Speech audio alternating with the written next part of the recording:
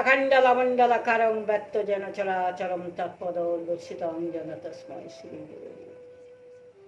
তারপরে থেকে আবার গীতা আরম্ভ করছি। চতুর্বিধা ভজন্তে মাং জনা সুধৃতে ন অর্জুনং আত্মজিজ্ঞাসুরার্থাত্তি জ্ঞানী চ ভরতবর্ষ। অর্থাৎ হে ভরতকুল শ্রেষ্ঠ অর্জুন, উত্তম কর্মকারী অর্থাৎ আত্মজিজ্ঞাসু এবং জ্ঞানী, চার প্রকারে পুণ্যকর্ম ভক্ত আমার ভজনা করো, জয় নিতাই। তারা এখানে বলা হচ্ছে অর্থাৎ ভক্তের লক্ষণ কি? অর্থাৎ ভক্তের লক্ষণ হলো স্ত্রী, পুত্র, ধন, মান, মর্যাদা, প্রতিষ্ঠা, স্বর্গ এবং সুখ ইত্যাদি হলোকে পরলোকে ভোগে যার মনে এক বা বহু কামনা থাকে, কিন্তু কামনা পূরণের জন্য যিনি শুধুমাত্র ভগবানের উপরে নির্ভর করেন, তার জন্য যিনি শ্রদ্ধা বিশ্বাস সহ ভগবানের ভজনা করেন, তিনি আধ্যাত্মিক ভক্ত। সংসারে থেকেও যিনি গোবিন্দের চরণে ভরসা করেন যে গোবিন্দ আমার যা করবে, তাকে বলা হয় আধ্যাত্মিক ভক্ত। যেমন ধরুন সুগ্রীব, বিভীষণ প্রভৃতি ভক্তদের অর্থাৎ মানা হয়। এদের মধ্যে প্রধানত ধ্রুবের নাম নেওয়া হয়েছে। ধ্রুব হলো অর্থাৎ ভক্ত। তো স্বয়ম্ভু ধ্রুব কে ছিল?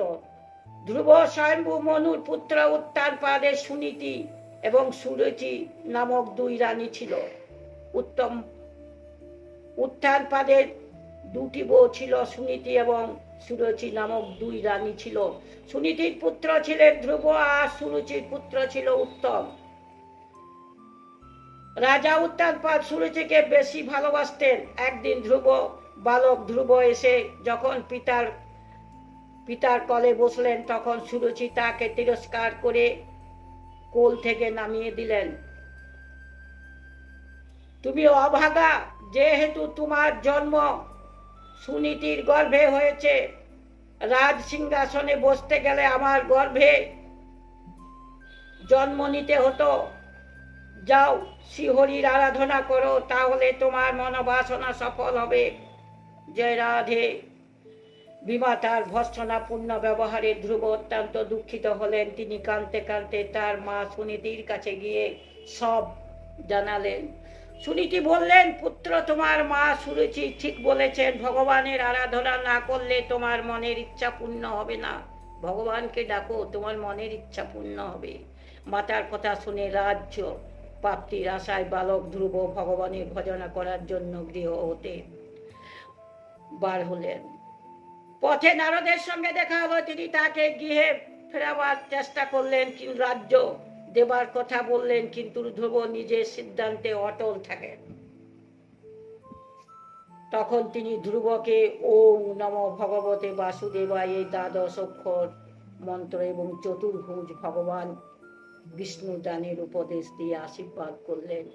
নারদ তাকে মন্ত্র দিলেন, ওম নমো ভগবত বাসুদেবায়। এই দ্বাদশ অক্ষর ধ্রুব জপ করতে লাগলেন।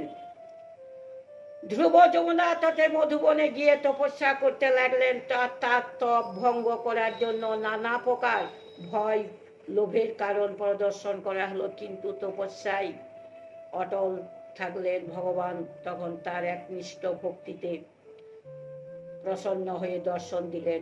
দেবর্ষি নারদের কাছে সংবাদ পেয়ে রাজা উত্তানপাদ তার পুত্র উত্তম দুই রানীকে নিয়ে তাকে আনতে গেলেন।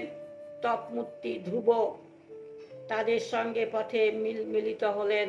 রাজা হাতি থেকে নেমে তাকে জড়িয়ে ধরলেন। তারপরে অত্যন্ত সমারোহে তাকে হাতিতে করে নগরে নিয়ে গেলেন। শেষে রাজা ধ্রুবকে রাজ্য সমর্পণ করে বানপ্রস্থ আশ্রম গ্রহণ করলেন রাজা। জয় রাধে, জয় কৃষ্ণ। একেই বলা হয় আধ্যাত্মিক ভক্ত।